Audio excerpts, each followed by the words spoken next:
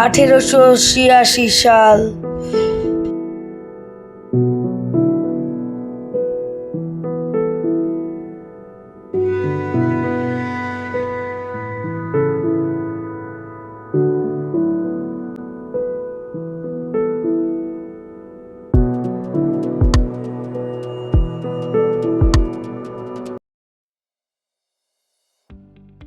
তো গাইস, অনেকক্ষণ কাজ করছি, প্রায় 16, 17, 18 দিন হয়ে গেছে।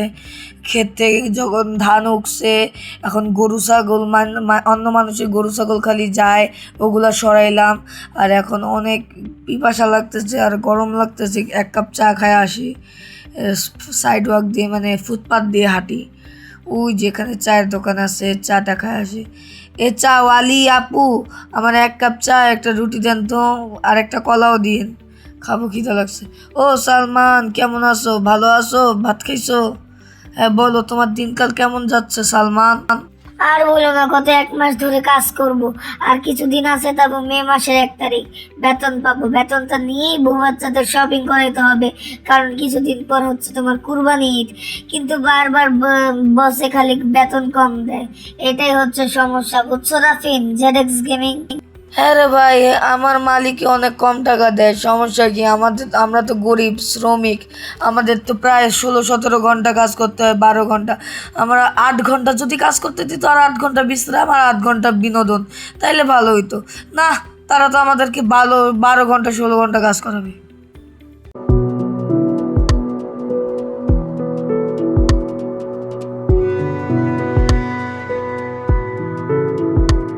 কাজ করতে করতে 1 মাস হয়ে গিয়েছে গাইস। তো আজকে আমি যাব আমার মালিকের কাছে বেতন নিতে, আর মালিককে সব ঘাস যা যা আছে সব ফেরত দিতে।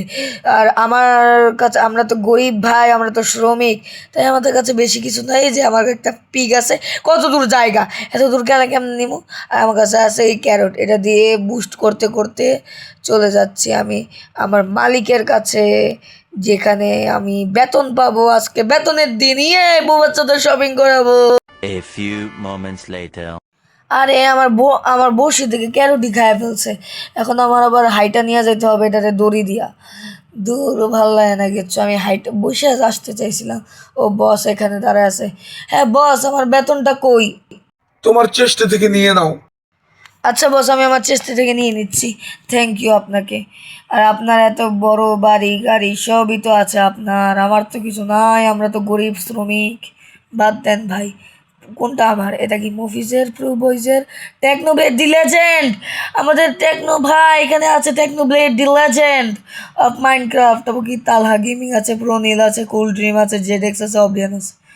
ও অব্রিয়ান ভাই, কি অবস্থা অব্রিয়ান? আর এটা হচ্ছে প্রো বয়েজ 95। আর আমি হচ্ছে জেডএক্স গেমিং, এখানে থাকি। এটা হচ্ছে আমার চেস্ট। বেতনটা নেই, দেখি কত টাকা বেতন দিয়েছে।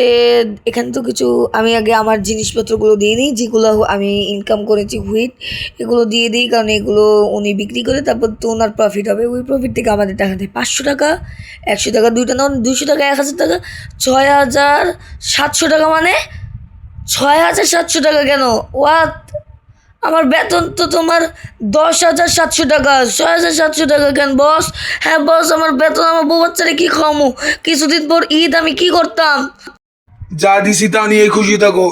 বাকি টাকা পরের মাসে পাবা। যত টাকা বাকি আছে সব হিসাব করে পরের মাসে দিয়ে দিব। শান্ত হও, নইলে চাকরি থেকে বের করে দিব। তুমি জানো আমাকে, তুমি চিনো? তুমি বসের সাথে কথা বলতেছো এভাবে? আজ গরিব বলে আমার এই অবস্থা। যদি আমারও একটা বড় লোক হইতে পারতাম, কত ভালো হইতো। আমাদের 8 ঘন্টা ডিউটিও দেয় নাই, বেতনও এত কম দিচ্ছে। আর বেতন মানে আমাদের যত টাকা বেতন, ন্যায্য বেতনও দিচ্ছে না। আবার আমাদের আমাদের 8 ঘন্টা করে শিফট দিচ্ছে না। আমি 8 ঘন্টারও শিফট করতে বলছি, দেয় না। হ্যালো, আমার বউ তানহা, এখানে আমার বউ তানহা, আর এটা আমার ছেলের স্বপন। বাবা, আমার এসএসসি পরীক্ষা দিতে হবে, তো আমার কিছু ফাইল পত্র কিনতে হবে, কলম পেন্সিল রাবার এগুলোর জন্য।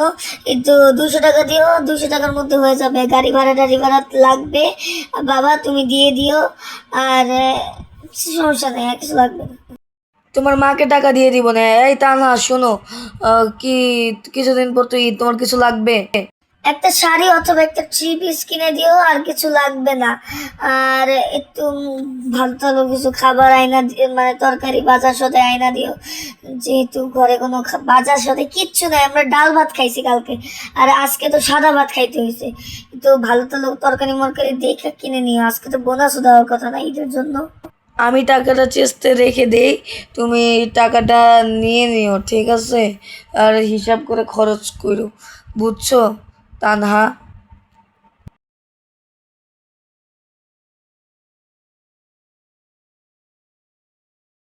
আমি আমার পরিবার ঠিক মতো চালাইতে পারতাছি না, আমার তো আন্দোলনে নামতে হবে ভাই।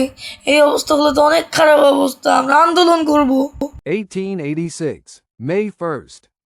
8 ঘন্টা 8 ঘন্টা 8 ঘন্টা 8 ঘন্টা আমাদের দাবি একটাই, কাজ হবে 8 ঘন্টায়। 8 ঘন্টা কাজ, 8 ঘন্টা বিনোদন, 8 ঘন্টা বিশ্রাম। দুনিয়ার শ্রমিক এক হও, এক হও।